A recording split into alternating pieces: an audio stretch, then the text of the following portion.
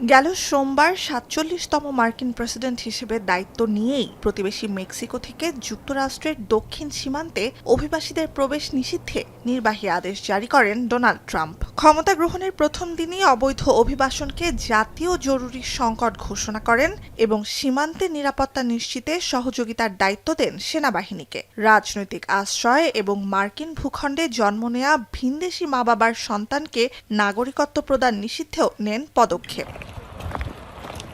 বিপদসংকুল পথ পেরিয়ে কোনো রকমে বিশ্বের সবচেয়ে ধনী দেশটিতে পা রেখেছিলেন ভাগ্য বদলের আশায়। ট্রাম্পের দায়িত্বের প্রথম ৩ দিনেই গ্রেপ্তার হয়েছেন এমন ৫০০-র বেশি অবৈধ অভিবাসী। যুক্তরাষ্ট্রের ইমিগ্রেশন অ্যান্ড কাস্টমস এনফোর্সমেন্ট তথা আইসের তথ্য অনুযায়ী বৃহস্পতিবার পর্যন্ত আটক ৪৫০ ব্যক্তির বিরুদ্ধে ফৌজদারি মামলা দায়ের করা হয়েছে।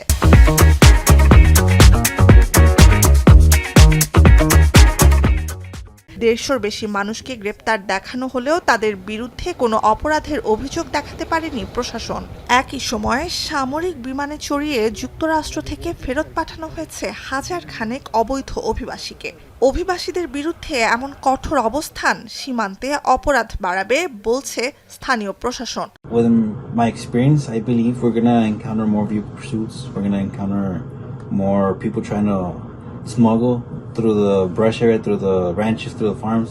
As it gets harder and harder to cross the border illegally, people are going to become more and more desperate, whether it's the people themselves that are illegal aliens that are crossing, or it's the smugglers. They need to be successful for them to make money, and as it gets harder and harder for them to be successful, we do see that the increases in assaults, uses of force, things like that do.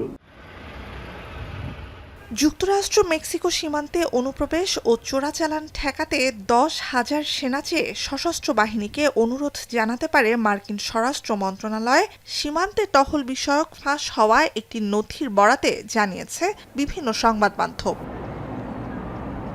Nuzhat Kamal, এখন বিশ্ব।